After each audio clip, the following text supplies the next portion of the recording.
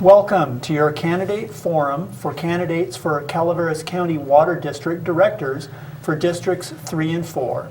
I'm Dana Nichols and I'm your host. I'm a senior editor and reporter at the Calaveras Enterprise, and the Calaveras Enterprise, along with the Calaveras County Taxpayers Association, is sponsoring today's event. We have 4 candidates and not much time, so we're going to get rolling here. Candidates, each of you will get 2 minutes, first of all, to introduce yourselves and talk about why you are running, and then we'll take turns answering various questions. So I'd like to welcome Bertha Underhill. Bertha, tell us about yourself. Oh, thank you very much. And I want to be the second to thank the Taxpayers Association, the Enterprise, and CCTV for sponsoring this event. I'm Bertha Underhill, and I've been a full-time resident in Ebbets Pass since 1988, and when we moved to this county, I hit the ground running because 1 month after we moved here, I was at a political gathering in McCollum Hill, and new to the county, I didn't have any idea where McCollum Hill was, but there I was and engaged. As I say, I'm grounded with Ebbets Pass.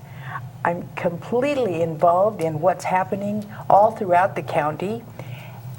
I've worked for various publications. I worked for the Enterprise for about 3.5 years, and then I started my own company selling advertising for different publications. I currently work for Friends and Neighbors magazine.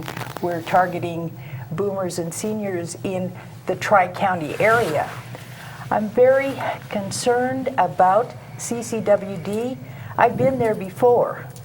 I was elected, the first woman elected to CCWD in 2001. I served for 2 terms, and when I left, CCWD was in a very, very stable position. 5 years later, I'm concerned about what has happened with CCWD. We went through an unconscionable rate increase, and that will be one of my biggest focuses when I win this election. Thank you, Bertha. Bertha is a candidate, of course, in District 3, and I welcome the other candidate in District 3, incumbent Don Stump. Thank you, Dana. I'd like to thank the sponsors also, and especially you for moderating today, Dana. This is really important, I feel, for the community. I've been in the county for nearly 35 years. I've raised my children here, and I've worked here, and I think it's the best place in the world. So I really appreciate everything that takes place here. I started out PG&E in hydroelectric and worked on hydroelectric plants in Tuolumne, Calaveras, and the Amador counties. I have a real grasp of how water works in the county. I started my own tech company, had that for 17 years, and I was also involved with the fire service for 15 years, where I went from being a volunteer to a battalion chief to fire chief. I entered the water agency 5 years ago. Prior to that, I spent 1.5 years attending all the meetings necessary in order to get up to speed, so when I did get elected, I'd be ready to go.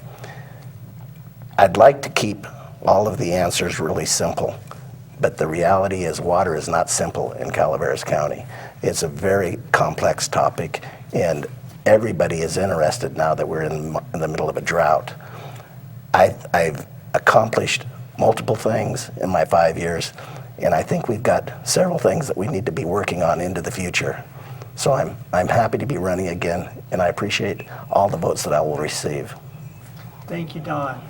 Next up, we have a candidate in District 4, Dennis Mills. Please tell us about yourself, Dennis. Good morning.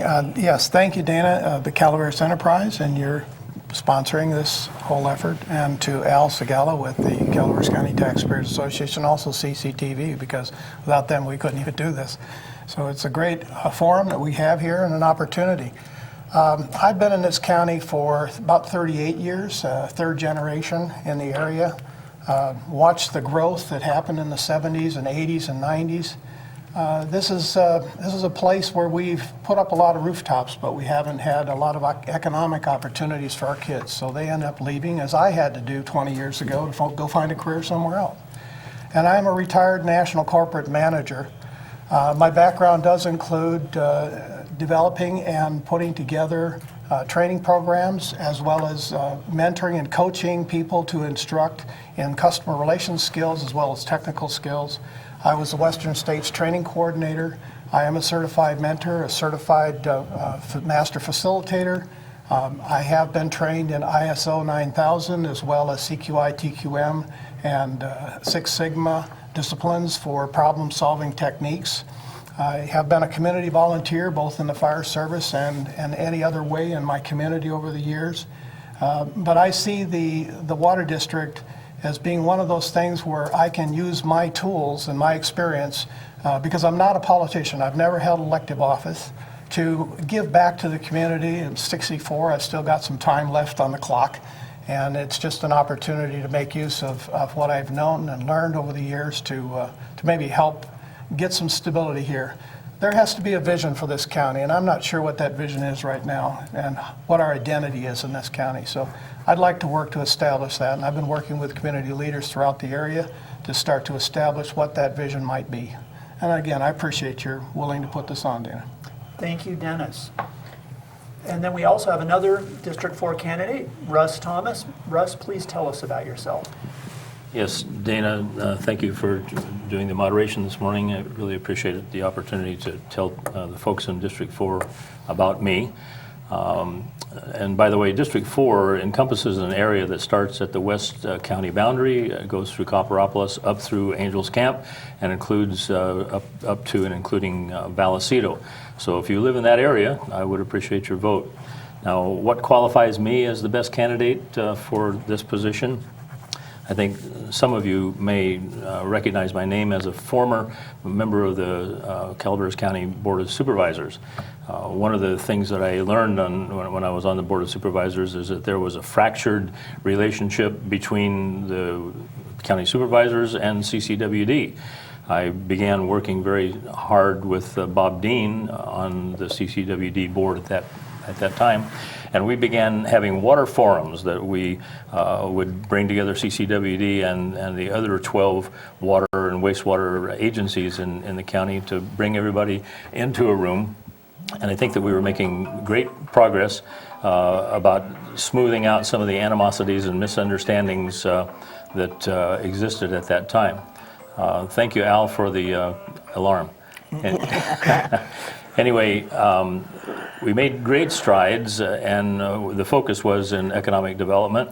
And when I came back recently from working for several years in Somalia doing construction over there, I saw that Mr. Dooley was not going to run for re-election, so I thought this is a wonderful opportunity for me to use my background as a member of LAFCO and the Central Sierra Planning Council, the Mountain Counties Water Resource Agency. I was a Board of Supervisor representative on those agencies. I worked for 10 years, not all in one stretch, but it took a long duration to draft the Copperopolis development plan. And incidentally, it hasn't been adopted yet for some unknown reason. But anyway, I have the skills, and the thing that I'm really interested in doing is attacking the problem of the reputation of CCWD. I think I can do that, and I'm anxious to give it my best effort. Thank you. Thank you, Russ. Now, to make it fair and mix it up a little bit, each one of you will get a turn to be the first person to answer a series of questions.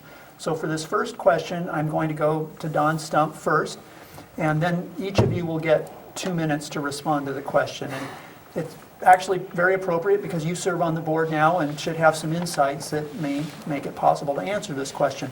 And this first question is, Why don't general managers stay very long at the Calaveras County Water District?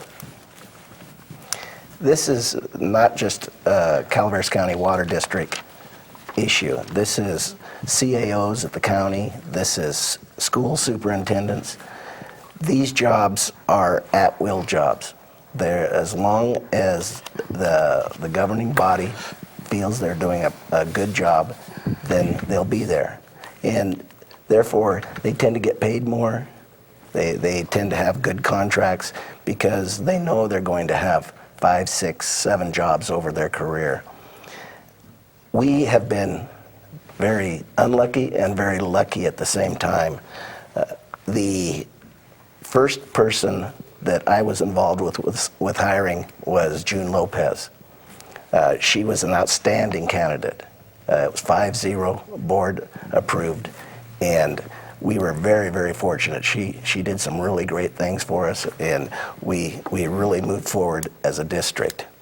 Unfortunately, she was so good that Southern California made her an offer she couldn't refuse, and she went back to Southern California to work as a general manager in Orange County with a serious pay raise and a whole lot more responsibility. And those kind of people, she'll be moving again, I suspect, in the next 2 or 3 years, going to someone else that's bigger, that will offer her more pay, more benefits. On the flip side of that, you have general managers that sometimes are not clear the direction of the board, that may get sideways with the board, and they're no longer moving in the direction the board wants, and there's a parting of the ways. Nobody wants that, but they recognize that if you get good ones, they don't last long. You get bad ones, they don't last long. I would love to have a general manager that was good, that we could keep for a long period of time, and no one else made them an offer they couldn't refuse. Thank you, Don. Mr. Mills, your thoughts on the short tenure of general managers? Thank you. In the last 10 years, CCWD has gone through 8 managers. Just recently, I stood before the board and kind of did a 2-page summary on what were some of those driving factors to cause that to happen. It can be a personality fit that doesn't work. It could be a lack of character judgment. It could be that we're not providing the right kind of information to the headhunters that we're selecting. There are a lot of variables to that piece. I think that having hired 400 or 500 people over my lifetime, that it is very, very critical that the individual have a sense of responsibility to the district first and not to their own pocketbook. We've had Mr. Dion here just recently.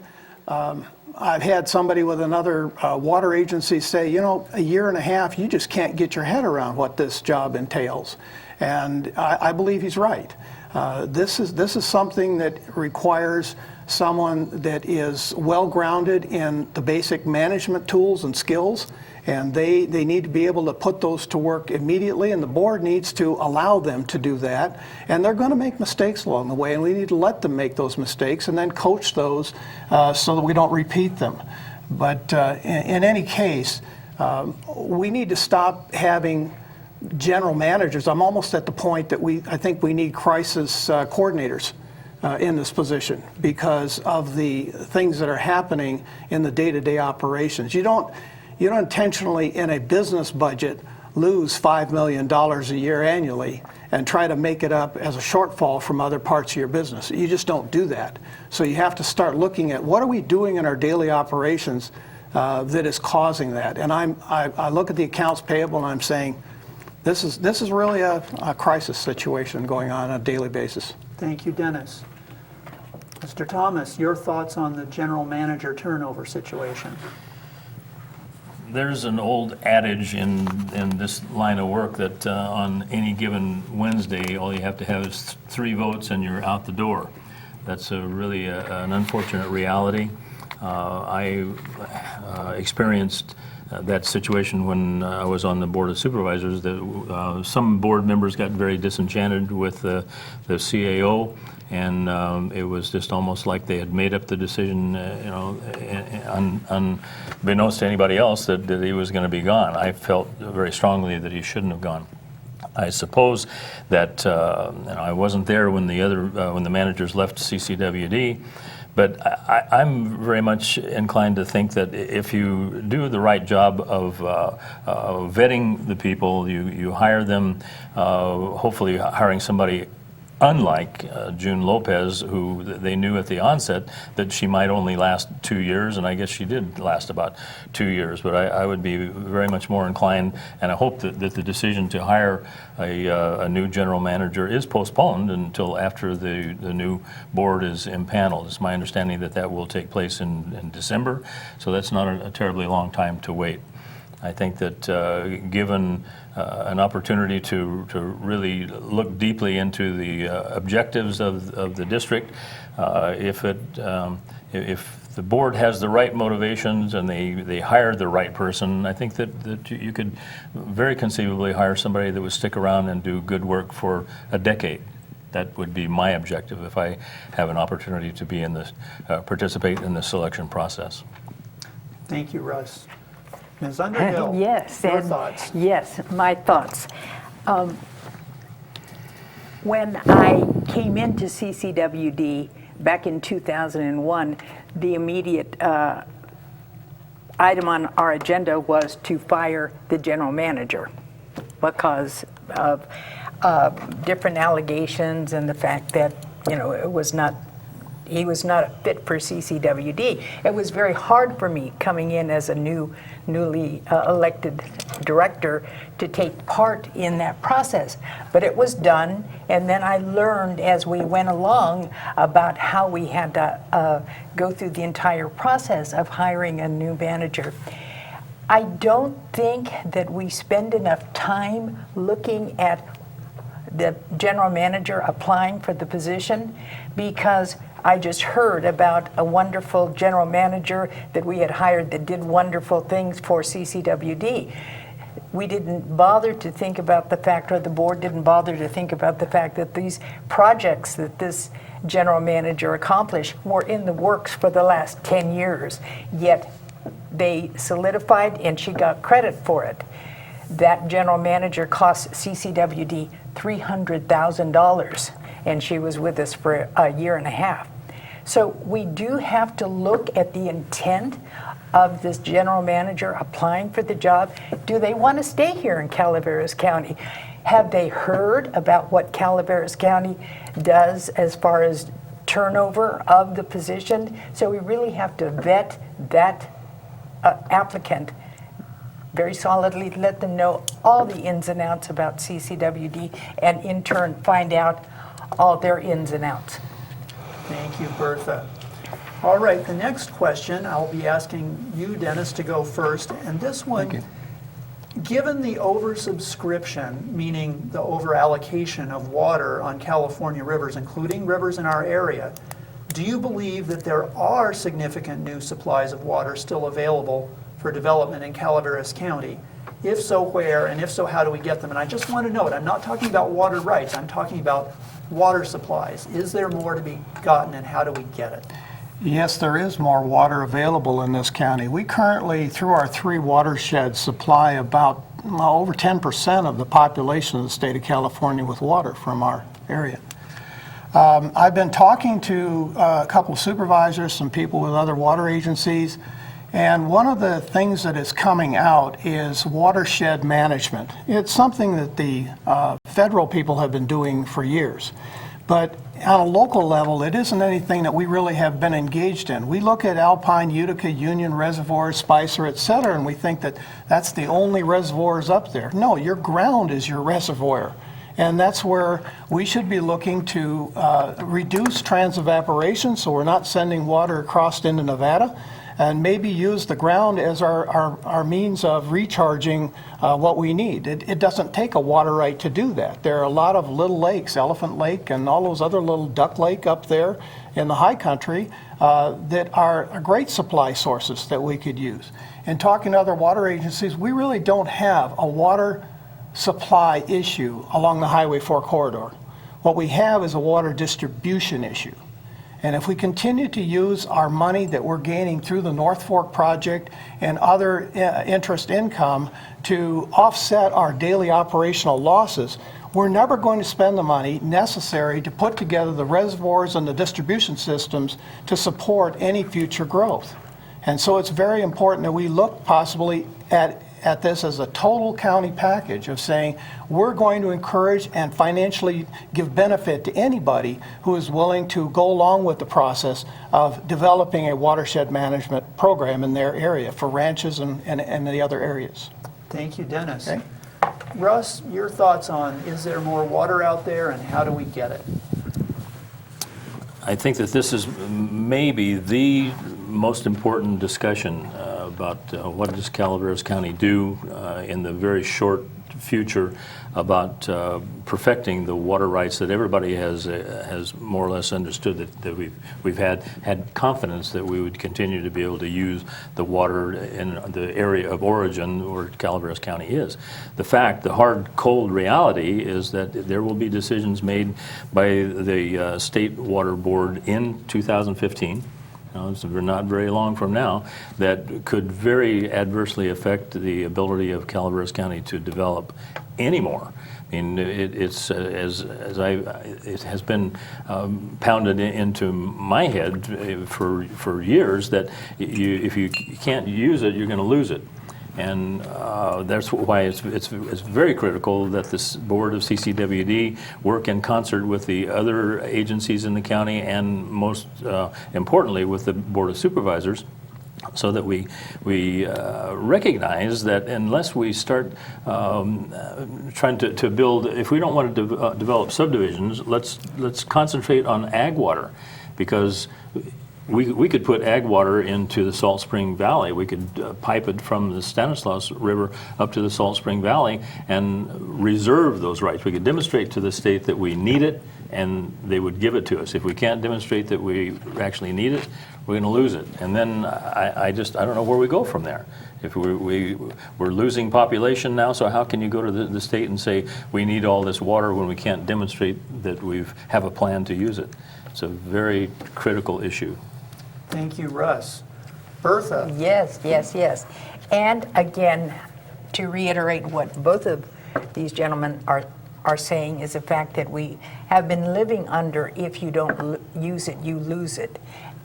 Yet we're sitting here at CCWD and our hands are tied because we don't have the development, we don't have the agriculture, we don't have the livestock to use that water. One of the things that was mentioned was protecting our headwaters. That is such a very important issue. And development of that is going to subsequently help us as it comes down, because water does, we know, come down the hill. And we don't necessarily have to dam it up, but we have to capture it with the proper what do I want to say? The proper means up at the headwaters where the water comes from. Excuse me. We know that it was mentioned a little while ago that 2015 is a very critical point because we're looking at our water rights off of the Stanislaus. Work has not been done on securing those water rights, because we lost a very important person in CCWD, the water resource specialist, a couple of years ago. And this is one of the most critical positions we have to fill behind. Somebody needs to work with us on knowing all aspects of water here in Calaveras County and in the region. Thank you, Bertha. Don, your thoughts? Is there more water to develop and how do we get it? significantly more, but it's going to be different water. We've been used to having a snowpack every year that is basically the biggest reservoir in California. That's changing. We're going to have less snow, we're going to have more moisture, and so our system that was designed around the snowpack is going to be inadequate. That means we're going to have to do multiple things in order to create the change necessary in order to capture that water. Headwaters is critical. I've been working on that for 3 years. I've been the president of Mountain Counties Water Resources Association now for 2 years, and our focus at that point was headwaters. We developed a whole protocol of how we can help the headwaters. We've had hundreds of meetings with Forest Service, SPI, Sierra Nevada Conservancy, Department of Water Resources, trying to develop how we can change what's taking place in our forests so that we can actually harvest more water coming out of the rainfall.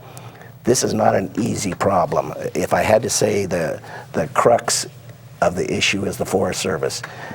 We live in Calaveras County, but we also recognize that a huge percentage of the land in Calaveras County is government land. We can't tell the Forest Service, you need to do these 12 things in order to get more water. We can try and work with them. We're in the middle of creating a pilot project in order to do this. This is a critical aspect, but it's a long term. This is not going to change next year. This is something that we're going to have to constantly be working on. The other issue is small storage. This is something that we can do. It's all of the really good places to put dams in the Sierra Nevada, it's pretty much been used up. But there's huge potential for small storage. I think working with the State Water Commission, we have some potential capabilities to create that small storage. So I'm real excited about how we can progress and move forward with this. Thank you, Don. Next question is related, and I'm going to ask you to go first, Russ. And this question is, we're in a drought. Scientists say that climate change is making such droughts more likely. We're getting more variability. Should water agencies try to adapt to a future in which we might have less water? Well, the answer is yes, of course. We have to adapt to that assumption. If for no other reason, I mean, you cited the climatic inevitability that a lot of people talk about, but we've got this inevitability that we're going to lose the water rights to the water that we've always thought we had. So we're going to have to figure out ways that we can save the limited amount of water that we're going to be able to capture, because as the drought continues, or if they continue, there are population centers that are going to have more clout, more political clout than we do.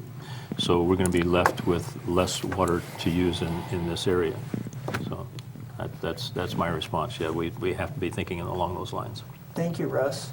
So Bertha, climate change and the possibility of long droughts, how do we adapt? Oh, absolutely. We have to explore whatever means we have in order to deal with less water. We have, we're going through a mandatory conservation stage 3 at this point. And, it's really kind of hard because we put up this sign along the highway and we say we have mandatory stage 3.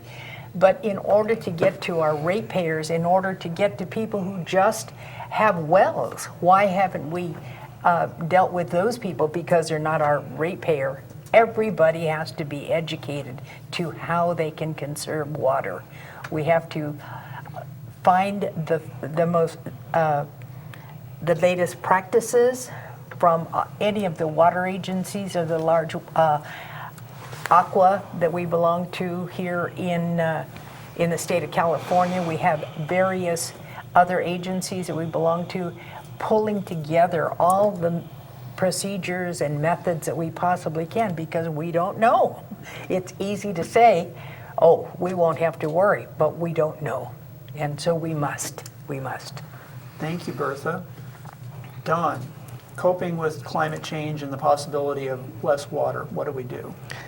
it's kind of shocking to me that I've been in the county for nearly 35 years, and I can actually see it occurring. I can remember when my kids were skiing at Bear Valley, and they were all excited if they got to go skiing in Thanksgiving. And then before they graduated from high school, they were all excited if they could go skiing at Christmas.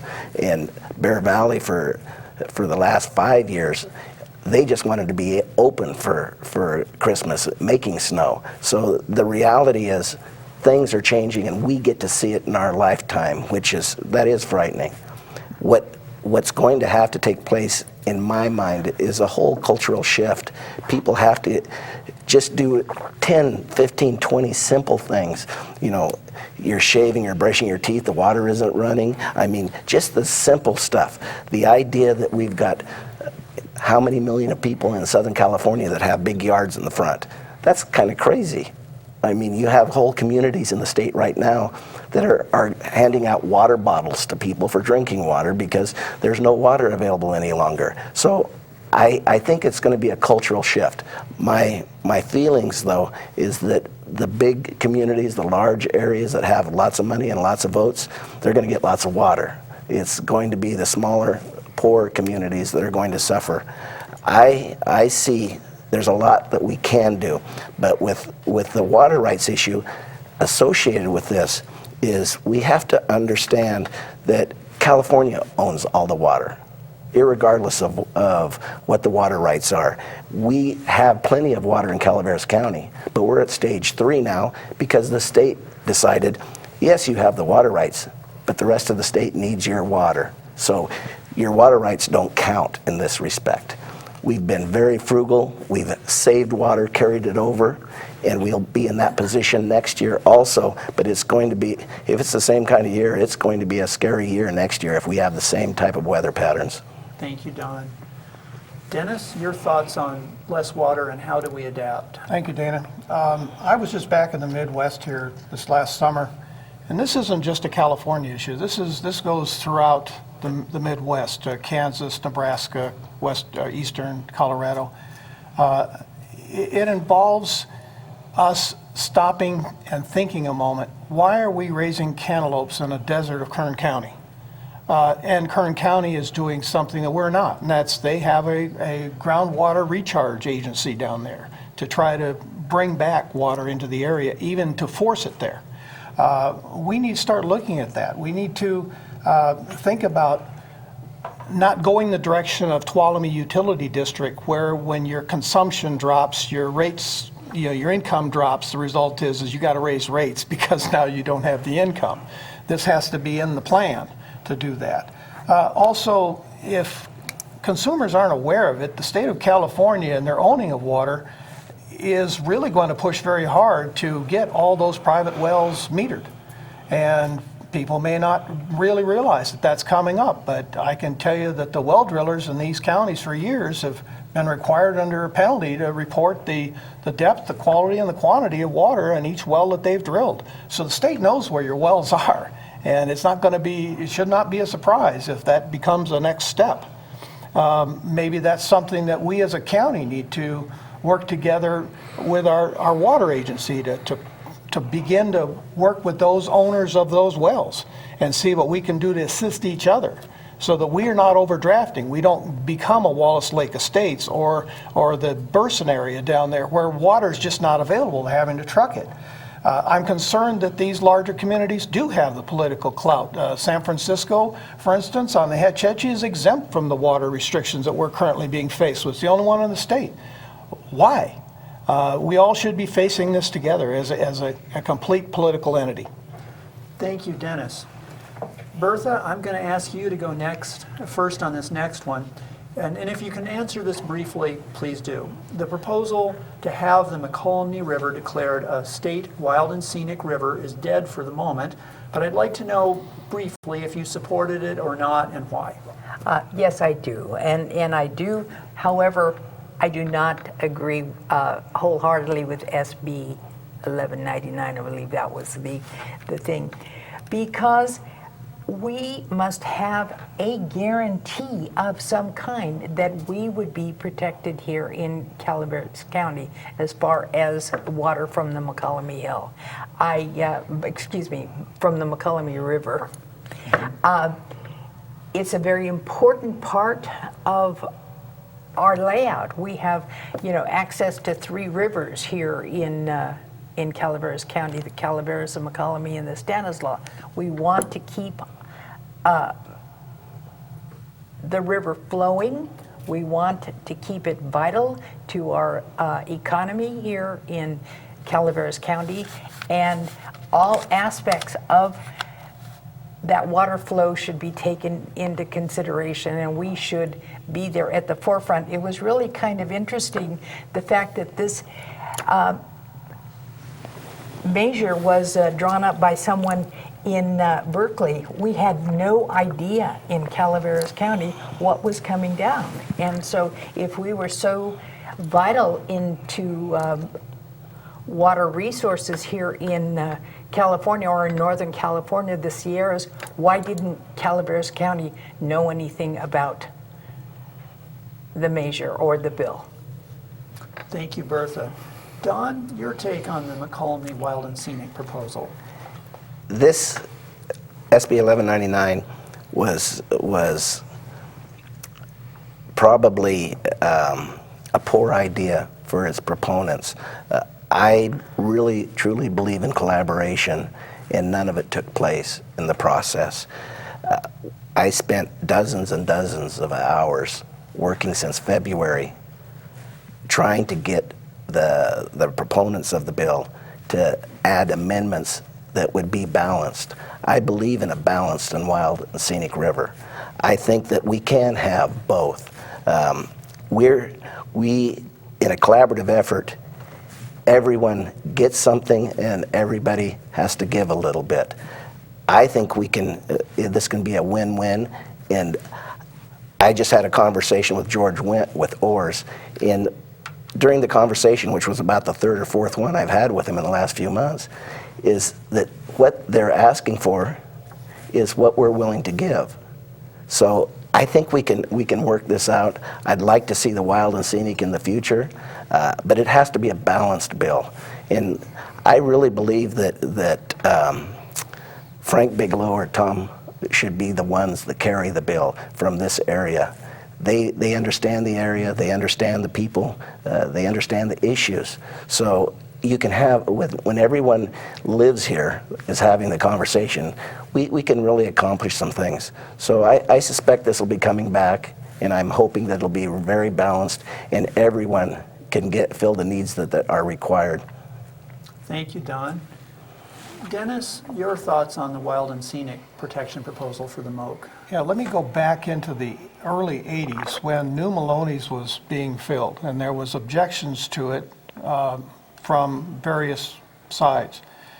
I have to remember when, as a firefighter, I would go down on the Stanislaus and they would literally close off the water supply so we could recover.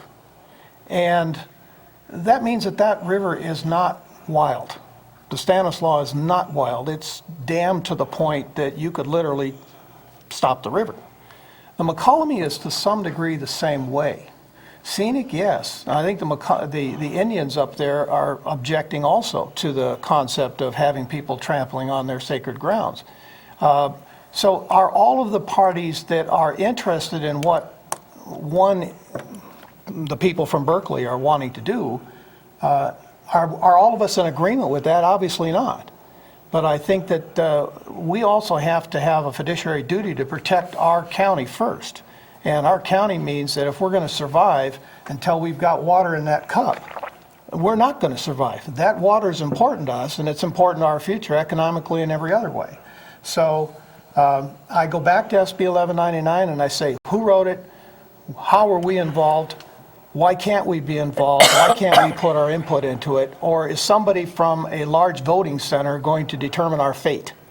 And I don't think that that's the way we should allow people to run our business in this county. Thank you, Dennis. Russ, your take on the McCollum Wild and Scenic proposal?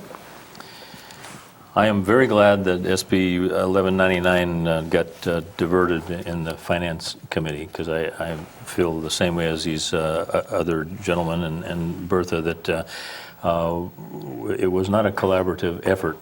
The amendments that representatives from CCWD and Amador County and other agencies were asking to be included would have guaranteed that we could have access to water off the river if need be. The proponents of the bill were very quick to say, well, there's nothing in the bill that would preclude you from taking water so long as you don't do this and this and this and this.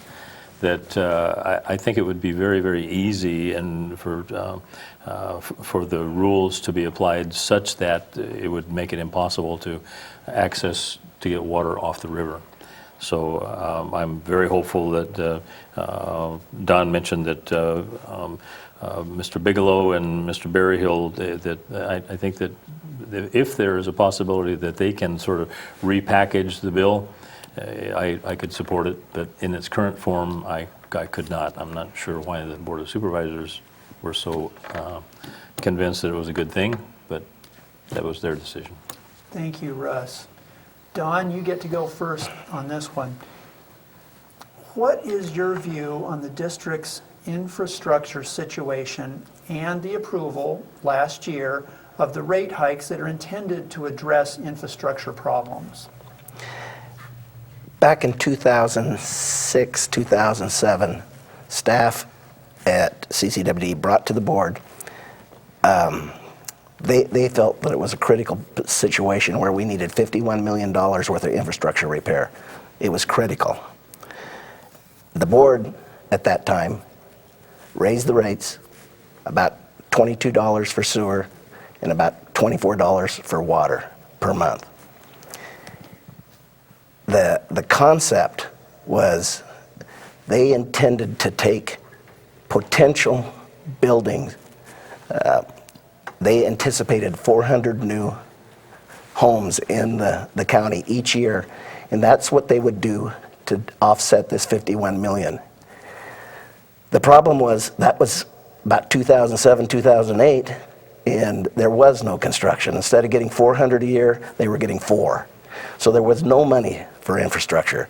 So in the 5-year rate increase that took place, they accomplished about $4.5 million of repairs. And this wasn't just a new problem. This has been going on for quite a while. Boards tend to not want to deal with these issues because it's like politics, it's the third rail. I'm very proud of the rate increase we did, which was basically within $4.89, the same as the rate increase that the past board did.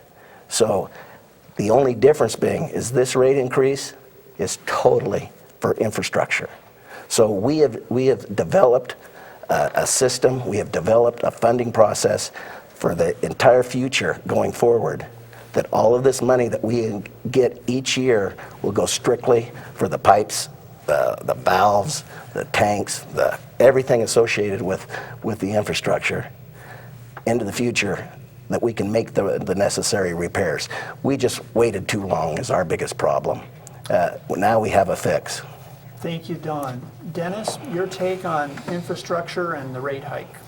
Yeah, I have to go back in time to 1978 because it's fresh in my memory about Poker Flat and when the sewage is running down the streets in the wintertime, and the issues in Vallecito as well.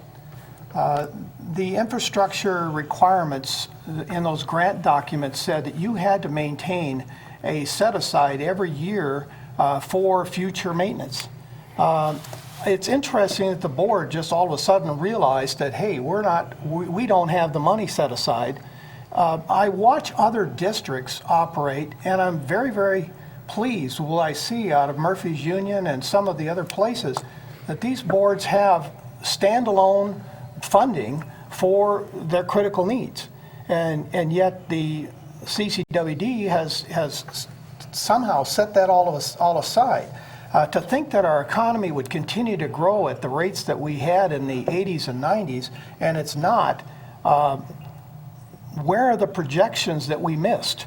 And why are we continually allowing our sales tax money to drift over to Sonora, drift over to Stockton, drift over to McCollum Hill and Jackson, and go other places outside of the county? As long as we don't have an economy in this county of scale, and all we build is houses, we're going to continue to face some shortfalls, and not just in the water district, but also in our county government as well. And I would say everybody just pay attention, because what's happened at CUSD with their recent issues, that's not an anomaly.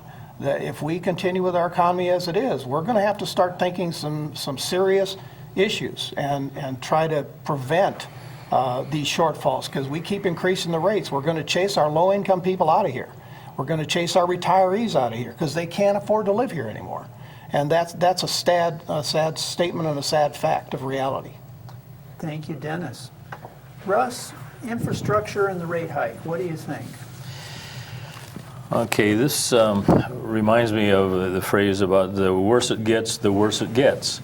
And what I mean by that is that Don talks about that they were obligated to raise the rates to pay for this infrastructure. But it would be my objective in getting on the board to take a hard look at the self-defeating impacts of these high rates and the manner in which that they are collected. A friend of mine who is a builder in Copperopolis was telling me recently that he had a set of plans for a single-family residence submitted with the building department, and he was going to build a house in Copperopolis. But when he came over to CCWD and found out it was going to cost him sewer and water and the hookups, everything was $22,000 right off the bat, he went back to retrieve his plans and he rolled them up and he didn't build the house. I think that that's kind of the tip of the iceberg on what's happening here. We're pricing ourselves out of an economically viable business climate here. I think that when you have a triplex, of somebody building a triplex for economic benefit or for an investment, the CCWD charges the same $22,000 for each of the 3 units of the triplex, instead of having some sort of a proration that would make it more palatable for the person building it or making that investment to justify spending that kind of money. I think that granted, you have to pay for the infrastructure, but I believe that if you change the way that you collect it and give people time to pay it, or particularly on commercial properties, that we could build a more robust economy, have more people paying the rates, and it would be a better thing for all of us. Thank you, Russ. Bertha, rates and infrastructure. Tell me what you think. Thank you so much. For months, I followed every aspect of the proposed rate increase. And first of all, let me go back to 2007. There is clearly stated in the last rate increase that we enacted when I was in office that monies would be set aside. And while at the time 4.1 million is apparently what we said, it was 4.1 million in the plus. So then come forward to 2013, the new rate increase.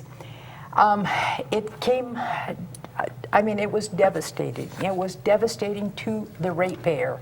And when I am elected, my loyalty will again come out, because my loyalty is to the ratepayer, to the property owner, or to whoever lives in Calaveras County, because property taxes do come to CCWD.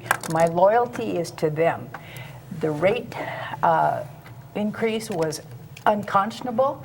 People are deciding between food, between medicine, between their rent, and now water. Water is already an issue because of the drought that we're facing, but these water rates are unacceptable. I realize that infrastructure has to be taken care of. It's critical. It has to be. And we have to make sure that that comes out of our yearly budget. Thank you, Bertha. Dennis, I'll ask you to go first on the next question, and this is related to the previous one. There clearly was a shock and a backlash among ratepayers over the magnitude of the rate increase, especially in hard economic times. How would you seek to engage ratepayers in participating in these discussions to try to find ways to get things done that the district needs to do that won't be so devastating? Is there any way to engage the ratepayers and have a talk about this stuff? Yes, there is. Back in last year when those rate hikes were occurring, I went to all three of the hearings that they held, both in Arnold, Valley Springs, and Copperopolis.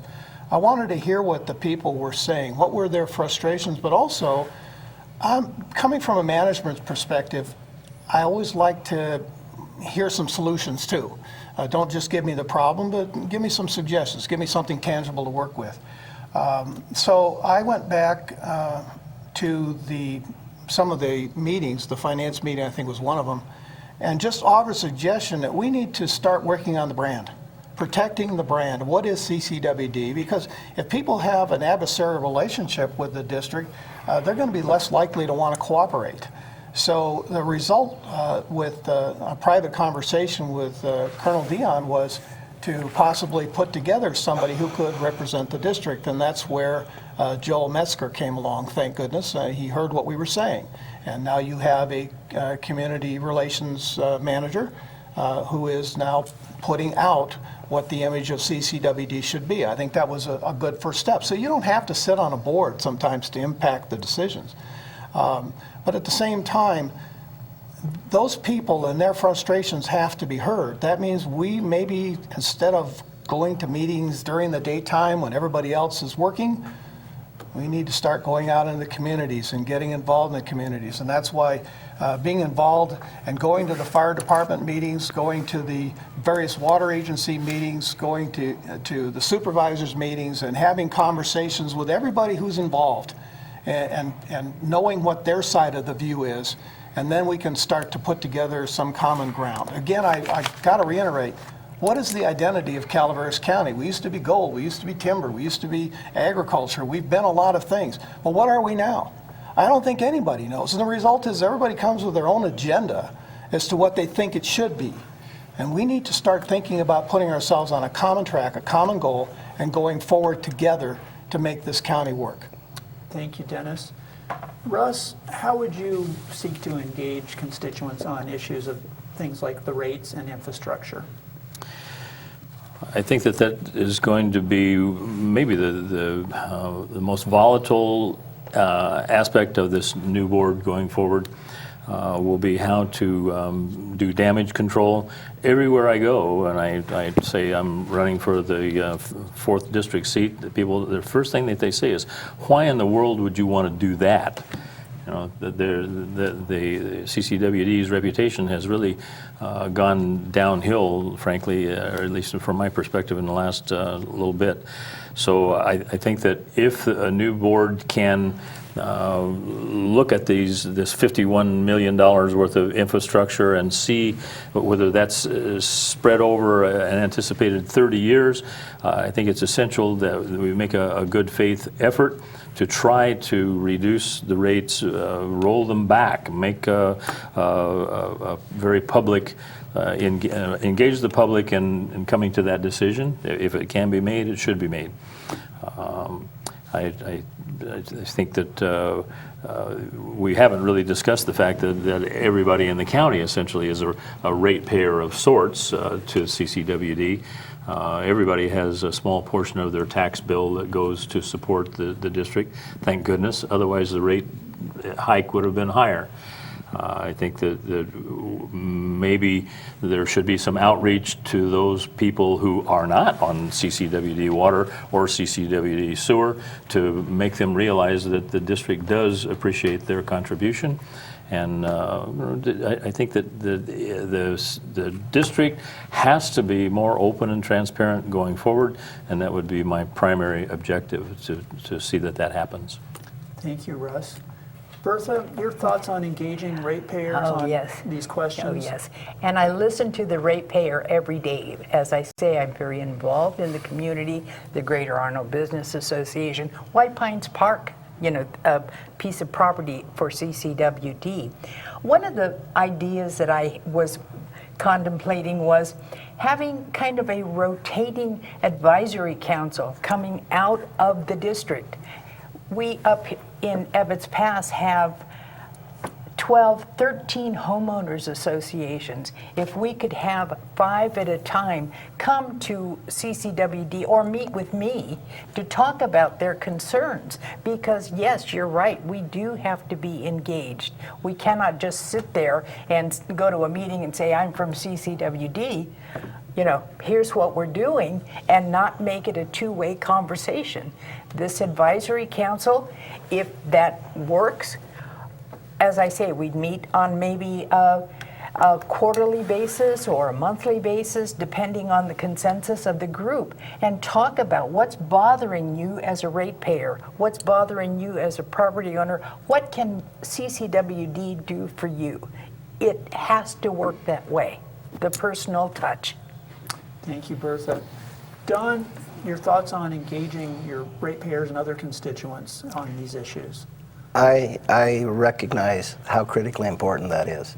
That's one of the reasons I attend all of the local meetings in my district, to be there to answer questions, to provide information so they recognize what we're doing and why we're doing it. This is a tough one, because when you have tough economic times, you find that both the mom and the dad are working. They don't have time to go to meetings. They're just trying to get their family by right now. You don't get the interaction that you're looking for.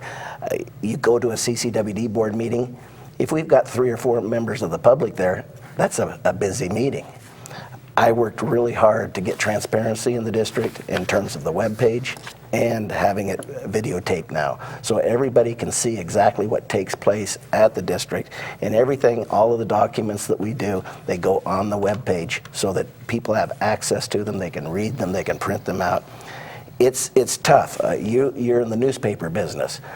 I remember when the Enterprise was 6, 7, 8 pages. Now it's 3 or 4. I mean, the newspapers are struggling. It's really, really hard to make those connections. You've got a very back group of individuals. You have people that are really tech savvy and they get everything off the computer. You have people that are focused on the newspaper and that's the only thing. You have people that don't look at any of it but have expectations that you're going to be able to get them the information in some manner. It's a real tough situation, much like newspapers. When you're trying to get information out and educate the general public, there's a multitude of ways, but trying to find that mix, that's a tough one. But I'm focused on that, and I think we've done a pretty good job in the last 4 or 5 years in terms of getting the transparency up and making it available. It's disturbing to me where we're in budget and we only have 2 or 3 people in the audience when we're passing a budget. We should have a full house. Thank you, Don. We're short on time, so I'm going to ask you to take no more than 30 seconds, and less if possible, on this last question. And I believe, Russ, it's your turn to go first. And this question is, how much is a CCWD director paid to attend a meeting? Is it the right amount? Should it be more? Should it be less? And why? As I understand it, the board member would receive $135 per meeting that they attend. I think in these economic times that's probably about right. I would be very happy with that. I heard somebody say that it turns out to be about $4 an hour that a CCWD director earns, but I'm prepared to do that. Great. Thank you, Bertha. Excuse me, circa 2008, I thought $100 a meeting was fabulous money. I still, maybe not fabulous, but I thought it was completely adequate. I was blown away that a CCWD director would receive that much money. It's now it was enacted that they would get a 5% increase every year, and so now it's up to $130, and as far as I'm concerned, back. All right, Don? This is a interesting question because by law, our water district is set up in order to have 10 meetings a month. You can be paid for only one a day. So you go to 3 meetings in one day, you get paid for one, and just went from 130 to 135, and the board voted prior to me that rather than 10, we would only do 7. I attend somewhere in the neighborhood of 20, 25 meetings per month, but I only get to charge for 7 meetings at 135 as of today. Great, thank you, Don. Dennis? I look around the Calaveras County and the various boards that serve here for virtually no pay. They don't even get gas money. Some of them have been doing it for 30, 35 years. Their boards are financially stable and sound. Their people are dedicated. This isn't about money. And if it's a case that we need to get a benefit package or we need to get paid, I don't think you need to run. I think you need to stay home. This is a chance to give back. Thank you, Dennis, and thank you all for coming and participating today and communicating with the voters. We really appreciate it. Thank you. That concludes today's forum. Thank you so much for listening.